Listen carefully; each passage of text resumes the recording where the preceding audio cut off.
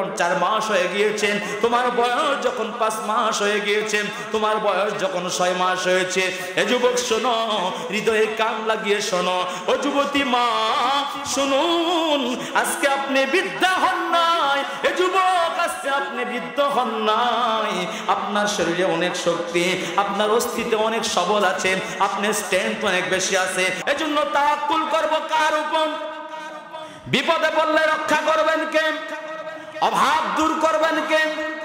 ঋণ থেকে মুক্ত করবেন কে? রিজিকের ফয়সালা দিবেন কে? ছোট্ট একটা ঘটনা বলেই আমি আমার আলোচনার একদম অন্যদিকে চলে যাব। আল্লাহর বান্দারা, জুন্নুন বিসরি রাহমাতুল্লাহ আলাইহি তিনি বর্ণনা করেন, হাজার আউলিয়া কেরাম ঘটনা কিতাবের মধ্যে লেখা হয়েছে। জুন্নুন মিসরি রাহমাতুল্লাহ আলাইহি বর্ণনা করেন, তিনি বলেন, জুন্নুন মিসরি রাহমাতুল্লাহ আলাইহি একবার নদীর কিনারায়, নদীর পাশ দিয়ে তিনি হাঁটতেছিলেন। হাঁটতে হাঁটতে হঠাৎ তিনি দেখতে পান, নদীর পাশ দিয়ে দেখতে পান একটা বিচ্ছু ওই নদীর পাশে আছে। বিচ্ছু একটা নদীর পাশে কিনারায় আছে, আর বিচ্ছুটা হঠাৎ করে জুন্নুন বিসরি রাহমাতুল্লাহ আলাইহি দেখতে পেলেন, ওই বিচ্ছুটা নদীর পাশ থেকে হঠাৎ করে কচুরিপানার পাশে একটা কচ্ছপ দেখা যায়, ওই কচ্ছপের উপর বিচ্ছুটা সওয়ার করলো। বলে সুবহানাল্লাহ। কচ্ছপের উপর বিচ্ছু সওয়ার করলো, আর সওয়ার করে আস্তে করে কচুরিপানার সাথে টগরের সাথে ওই কচ্ছপ এবং বিচ্ছু উভয়টাই নদীর ওই পারে চলে গেল।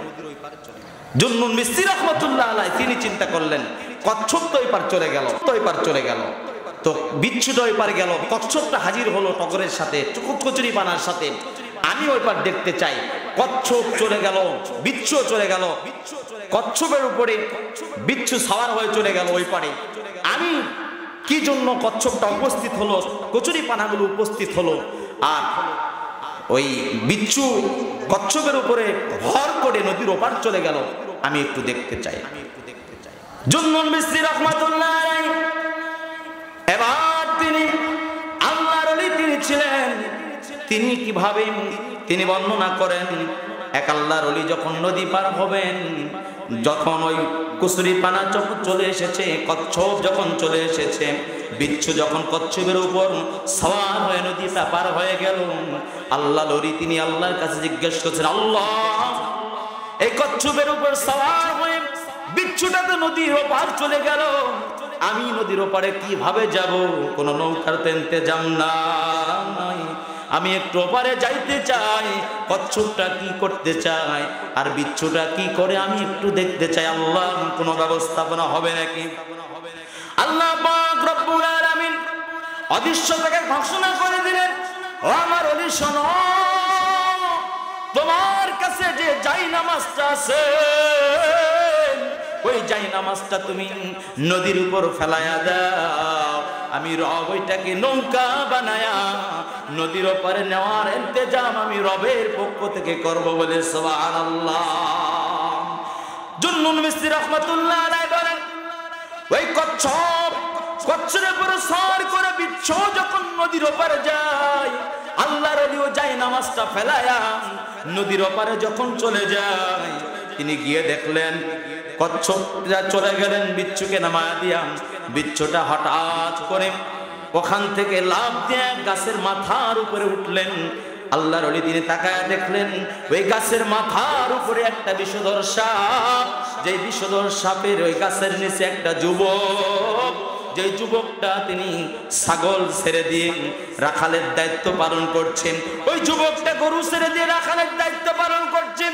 যুবকটা বিশ্রাম চক্ষু বন্ধ করে গাছের ছায়ার নিচে গাছের তলায় বসে যখন ঘুমাইতেছে চক্ষু বন্ধ করে, ওই আল্লাহর ওলি তাকায়া দেখলেন একটা বিষধর সাপ ফনা তুলেছে, ওই আল্লাহর ওই বান্দাকে, যুবককে দংশন করার জন্য। ইন দি মিন টাইমে ওই মুহূর্তে আল্লাহ পাক যেই বিচ্ছুকে ওই কচ্ছপের পিঠের উপরে আরোহণ করে ওই সাপের কাছে নিয়ে এসেছিল, সাথে সাথে সাপের গলা মটকে ধরেছে, সাপকে এমন ভাবে ধরেছে, সাপ সাথে সাথে মারা গিয়েছে, সেখান থেকে লটকে জমিনে পড়ে গিয়েছে। চিৎকার দিয়ে বলা যাবে কি সুবহানাল্লাহ।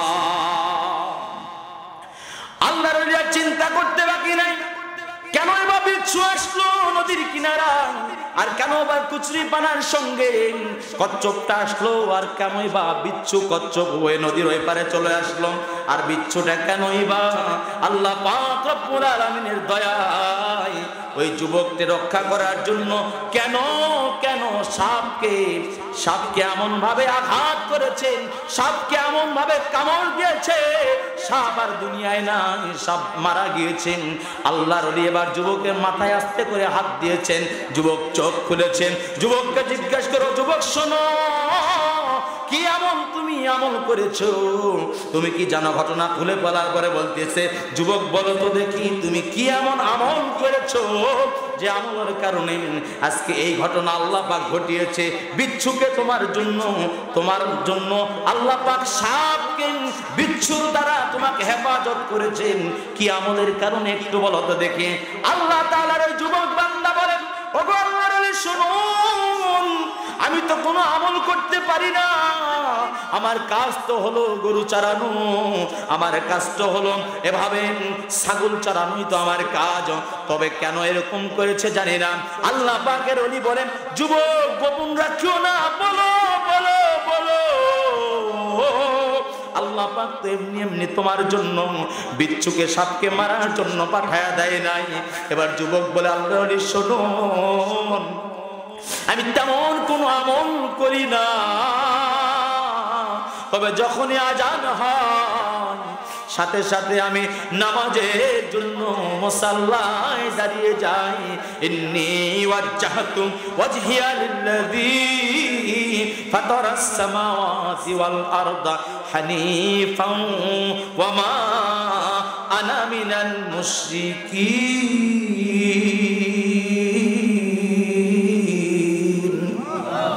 আল্লাহ পাক রব্বুল আলামিন যুবক বান্দা বলে, আল্লাহর বান্দা শুনুন, আল্লাহর ওলি শুনুন, যখনই আজানের ওয়াক্ত হয়, যখনই আজান হয়ে যায়, আমি সাথে সাথেই আল্লাহ তাআলার কুদরতি কদমে সিজদা দেই, সাথে সাথেই নামাজে দাঁড়ায়া যায়।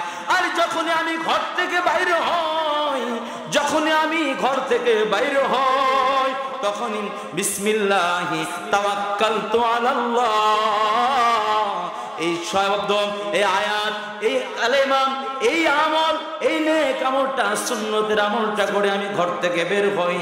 আল্লাহ তাআলা জানি না কোন আমলের কারণে আমাকে আজকে মাফ করেছে, কোন আমলের কারণে আজকে আমাকে আল্লাহ জীবন দান করেছে, কোন আমলের কারণে সাপের দংশন থেকে হেফাজত করেছে। গায়েব থেকে আওয়াজ চলে আসে, হে আমার আল্লাহর ওলি শুনুন, ওয়াক্ত মতো সময় হয়েছে, নামাজে দাঁড়িয়ে গিয়েছেন আমাকে খুশি করার জন্য। দুনিয়ার কোনো কাউকে রব হিসেবে মানে নাই, দুনিয়ার কোনো আশা করে নাই, একই আমার উপর রেখেছে।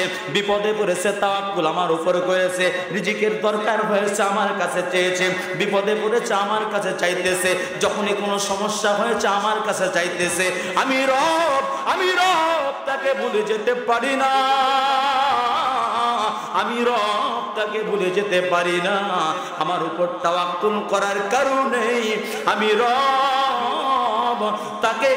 রব তাকে দুনিয়াতে যেমন সাপের দংশন থেকে হেফাজত করেছি, তুমি সাক্ষী থাকো, তুমি তাকে এলান করে দাও, এই তাওয়াক্কুল ইবাদত যদি ধরে রাখতে পারেন, আমি রবের উপর তাওয়াক্কুল করার কারণে কবরের আযাব থেকে হেফাজত করব। ফুলসিরাতের আগে যে হাসর আছে, ওই হাসরের বিভীষিকাময় মুহূর্ত থেকে তাকে হেফাজত করব।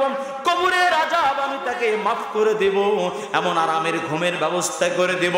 তাওয়াক্কুল করার কারণে আমি রব তাকে আরশে আজিমের নিচে জায়গা দান করে দেব।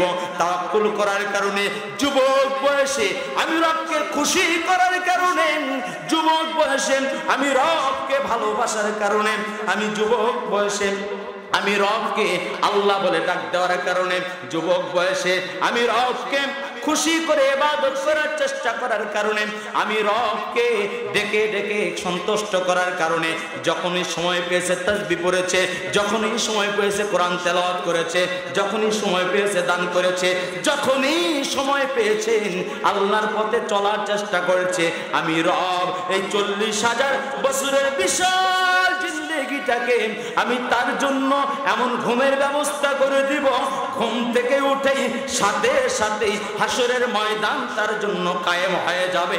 চিৎকার দিয়ে বলা যাবে কি সুবহানাল্লাহ।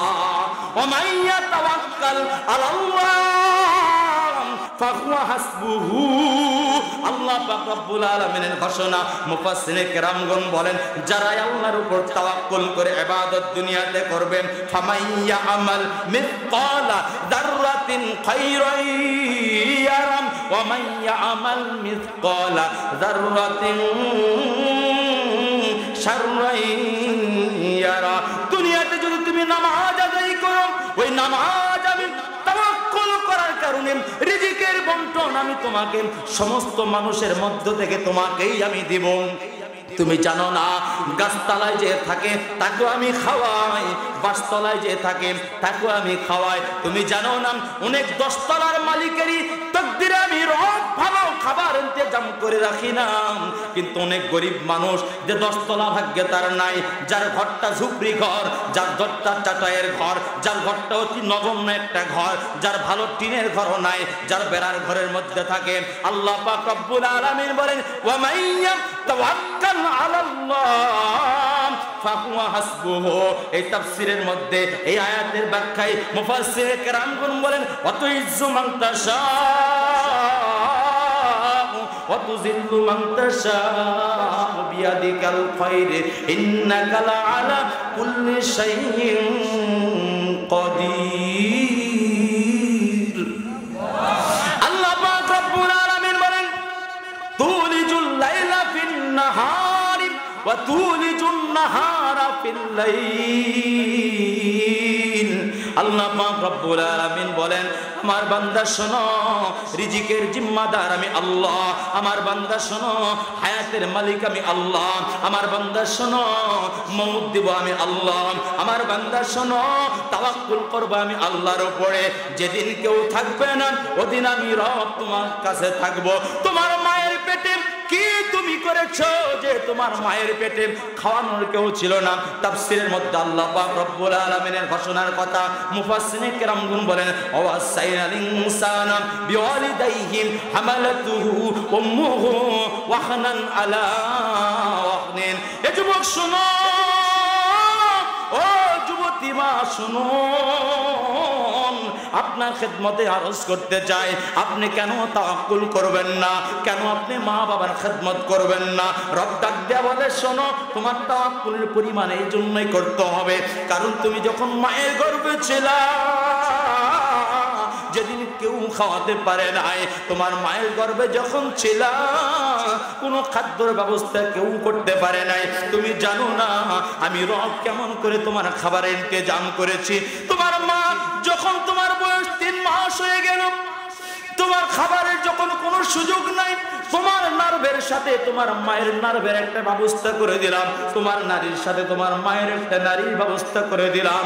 তোমার বয়স যখন 4 মাস হয়ে গিয়েছে, তোমার বয়স যখন 5 মাস হয়ে গিয়েছে, তোমার বয়স যখন 6 মাস হয়েছে, এ যুবক শোনো, হৃদয়ে কান লাগিয়ে শোনো, ও যুবতী মা শুনুন, আজকে আপনি বৃদ্ধা হন নাই, এ যুবক আজকে আপনি বৃদ্ধ হন নাই, আপনার শরীরে অনেক শক্তি, আপনার অস্তিত্বে অনেক সবল আছে, আপনার স্ট্রেংথ অনেক বেশি আছে, আপনার অনেক এনার্জি পাওয়ার আছে। রব্বে কারিম আল্লাহ ডাক দিয়ে বলেন, বান্দা শোনো, তুমি একদিন বৃদ্ধ হয়ে যাবা, তোমার শরীরে কোনো শক্তি থাকবে না। যেমন শক্তি আজকে তোমার মায়ের নাই, যেমন শক্তি তোমার বাবার নাই। তুমি জানো না, ওয়াসাইনাল ইনসানা বিওয়ালিদাইহি হামালাতুহু উম্মুহু ওয়াহনান আলা ওয়াহনিন। আল্লাহ পাক ডাক দেয়া বলেন, জানো কেমন তাওয়াক্কুল তুমি রবের উপর করবা, কোন তাওয়াক্কুলের কারণে আমি রব তোমাকে তোমার মায়ের পেটের মধ্যেই খাইয়েছি। তোমার মা এমন তাওয়াক্কুল করেছেন, পৃথিবীতে হয়তো অল্প একটু খাবার খেয়েছে, তোমার বয়স যখন মায়ের পেটের মধ্যে 7 মাস হয়েছে, তোমার মা তোমাকে গর্ভে ধারণ করিয়া ভালো মতো আর আগের মতো হাঁটতে পারে না। তাফসীরের কিতাবের মধ্যে পাওয়া যায় হামালাতুহু উম্মুহু ওয়াহনান আলা ওয়াহনিন। এই তাফসীরের ব্যাখ্যায় লেখা হয়, মুফাসসিরিন কেরামগণ বলেন, তোমার বয়স যখন 7 মাস, তোমার বয়স যখন 8 মাস, তোমার বয়স যখন 6 মাস, তোমার বয়স যখন 9 মাস, তোমার মা তোমাকে পেটে রাখার কারণে আর ভালো খাবারও খাইতে পারে না, ভালো পোশাক পরিধান করার পরে ভালোভাবে হাঁটতে পারে না। আগে যেমন ঘর ঝাড়ু দিত, আগে যেমন ঘর পরিষ্কার করত, এখন আর ভালোভাবে ঘর ঝাড়ু দিতে পারে না, ভালোভাবে আর ঘর পরিষ্কার করতে পারে না, ভালোভাবে আর হাঁটা চলা করতে পারে না, তোমার বাবাকে আনার খোঁজ গল্প করতে পারে না। তুমি জানো না, তোমার মা তোমাকে পেটে রাখার পরে যখন খাবার প্লেটে খাবার নিয়া, যখন হাতে লোকমা খানা নিয়ে যখন মুখের লুভে নেবেন, ওই মুহূর্তে এমন ভাবে তোমার মাকে তুমি লাথি দিয়েছো, তোমার মা খাবার খাইতে পারে নাই। খাবার প্লেটটা সেখানেই রাখিয়া তাফসীরে মুফাসসিরিন কেরামগণ যেগুলো লেখেন ওগুলোই বলছি, তোমার মা প্লেটে খাবার রাখিয়া বিছানায় গিয়ে বালিশের সঙ্গে মাথা লাগায়া ডুকরে ডুকরে কাঁদে বলে, মালিক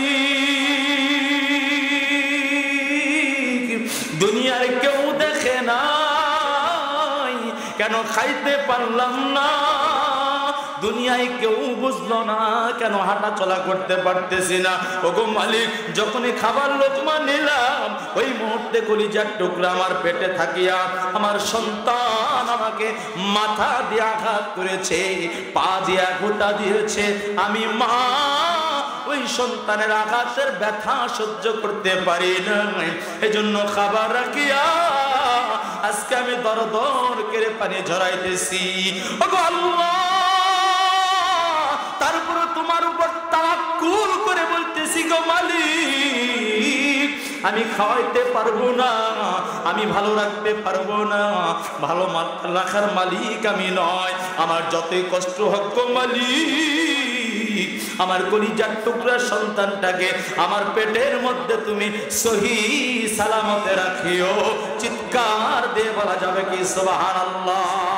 তাফসীরের মধ্যে মুফাসসিরিন কেরামগণ বলেন, তোমার মা যখন 9 মাস বয়স তোমার পেটের মধ্যে হয়ে গিয়েছে, যখন তোমার গর্ভটা খালাস হয়ে যাবে, যখন তুমি দুনিয়াতে আসবা, মুফাসসিরিন কেরামগণ বলেন মায়ের জরায়ুর 7টি পর্দা থাকে।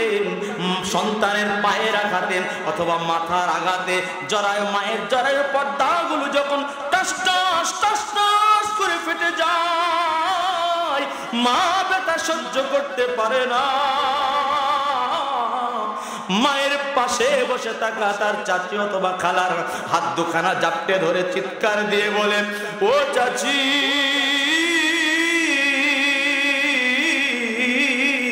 আমি বুঝি আর বাঁচব না। চিৎকার দিয়ে বলা যাবে কি সুবহানাল্লাহ। এখন আপনাদের প্রশ্ন করতে চাই, মায়ের পেটে হেফাজত করেছেন কে? মায়ের পেটে হেফাজত করেছেন কে? খাবার খাইয়েছেন কে? তাওয়াক্কুল করব কার উপরে? সুতরাং আল্লাহর বান্দা মনে রাখবেন, হাসরের ময়দান 50,000 বছরের জীবন। আল্লাহ পাক রব্বুল আলামিন রাসূল বলেন, আমার উম্মতেরা শোনো, তোমরা দুনিয়াতে 4-5টা বিষয় খুব জরুরি ভাবে মনে রাখবা। আল্লাহ রাসূল সাল্লাল্লাহু আলাইহি ওয়াসাল্লাম বলেন, আন ইবনে আব্বাস রাদিয়াল্লাহু তাআলা আনহু আন্নাহু قال قال رسول الله صلى الله عليه وسلم اغتنم 5 قبل 5 شبابك قبل حرامك وصحتك قبل سقامك وغناءك قبل فقرك وفراغك قبل شغلك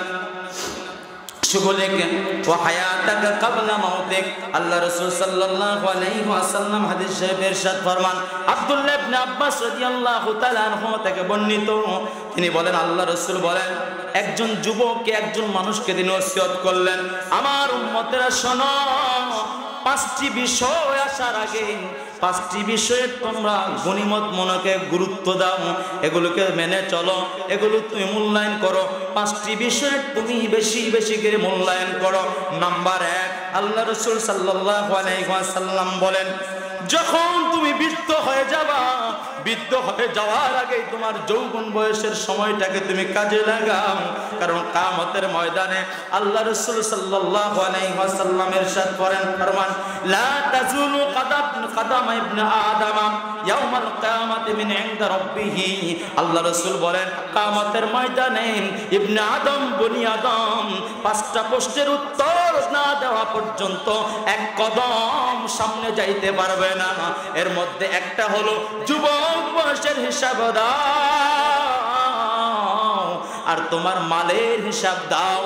কোন পথে তুমি মালটা ইনকাম করেছো, কোন পথে তুমি ব্যয় করেছো, তোমার এই বয়সের হিসাব তুমি দাও, তুমি জান্নাতে যাও। আল্লাহর বান্দারা, 2 নম্বর বিষয় আল্লাহ রাসূল বলেন, তোমার অসুস্থ হওয়ার আগেই সুস্থতার জীবনের তুমি কদর করো। 3 নম্বর বিষয় আল্লাহ রাসূল বলেন, তুমি গরিব হয়ে যাওয়ার আগেই তোমার যে সচ্ছলতা আছে, এই ধনী অবস্থায় সচ্ছলতা অবস্থায় তুমি গুণীমত হিসেবে সেটাকে রক্ষা করো, মূল্যায়ন করো, হেফাজত করো।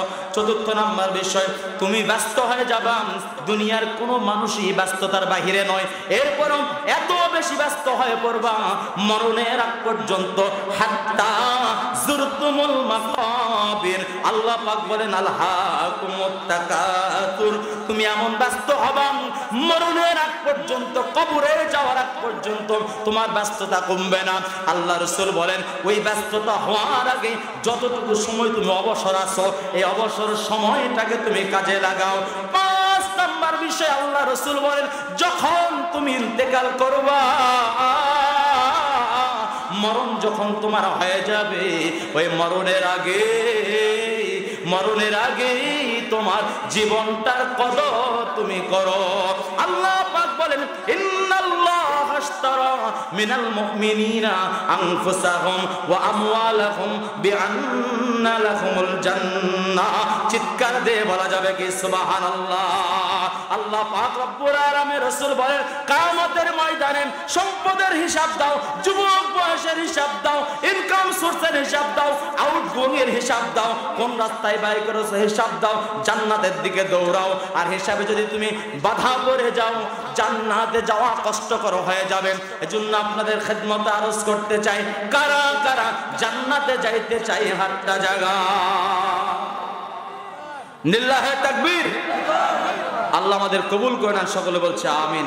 সম্মানিত আল্লাহর বান্দারা, আপনাদেরকে আমি আরজ করছি, আমাদের জীবন দান করেছেন কে? মরণ দিবেন কে? এই দুনিয়ার মালিককে, আসমানের মালিককে, জমিনের মালিককে, জমিনে যে ফসল হয় এই ফসলের মালিককে।